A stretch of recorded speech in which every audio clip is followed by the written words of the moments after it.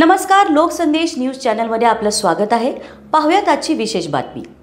माननीय पोलीस अधीक्षक संदीप घुगे आणि माननीय अप्पर पोलीस अधीक्षक रितू खोकर यांनी स्थानिक गुन्हे अन्वेषण शाखेस अवैधरित्या गॅस सिलेंडर वाहतूक आणि रिफिलिंग करणाऱ्या इसमांची माहिती काढून त्यांच्यावर कारवाई करण्याबाबत आदेश दिले होते। सदर आदेशाप्रमाणे पोलीस निरीक्षक सतीश शिंदे, स्थानिक गुन्हे अन्वेषण शाखा यांनी स्थानिक गुन्हे अन्वेषण शाखेकडील सहाय्यक पोलीस निरीक्षक नितीन सावंत आणि स्टाफ यांचे एक पथक तयार करून अवैधरित्या गॅस सिलेंडर वाहतूक आणि रिफिलिंग करणाऱ्या इसमांची माहिती काढून त्यांच्यावर कारवाई करण्याबाबत सूचना दिल्या होत्या। त्या अनुषंगाने सहाय्यक पोलीस निरीक्षक नितीन सावंत यांच्या पथकामधील पोलीस नाईक अनंत कुडाळकर यांना त्यांच्या बातमीदाराकडून बातमी मिळाली की अभिजित लोहार राहणार गल्ली नंबर 5 खोतनगर मालगाव रोड मिरज हा त्याच्या राहत्या घराच्या बाहेरील उघड्या पत्र्याचे बेकायदेशीरित्या गॅस सिलेंडरचा साठा करून बेकायदेशीरपणे गॅस रिफिलिंग करून विक्री करत आहे।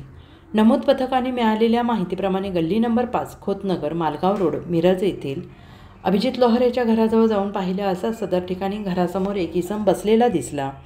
त्याला त्याचे नाव गाव विचारले असता त्याने त्याचे नाव अभिजित विलास लोहार वय वर्ष 31 राहणार गल्ली नंबर 5 खोतनगर मालगाव रोड मिरज असे सांगितले। तसा त्याच्या बातमीप्रमाणे संशय आल्याने सहाय्यक पोलीस निरीक्षक नितीन सावंत यांनी घरासमोरील पत्र्याच्या शेडची झडती घेतली असता सदर शेडमध्ये गॅस सिलेंडर, इलेक्ट्रिक गॅस भरण्याची मोटार आणि रेग्युलेटर आणि त्याच्या कब्जात रोख रक्कम मिळून आली।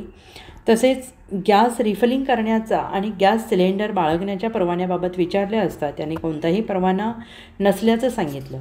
लागलीच त्याच्या कब्जातील माल पुढील तपासकामी सहाय्यक पोलीस निरीक्षक नितीन सावंत यांनी पंचांसमक्ष जप्त केला आहे। सदर आरोपी हा जप्त मुद्देमाल पुढील तपासकामी मिरज शहर पोलीस ठाण्याची माहिती देण्यात आली असून यावरील प्रमाणे गुन्हा दाखल करण्यात आला आहे।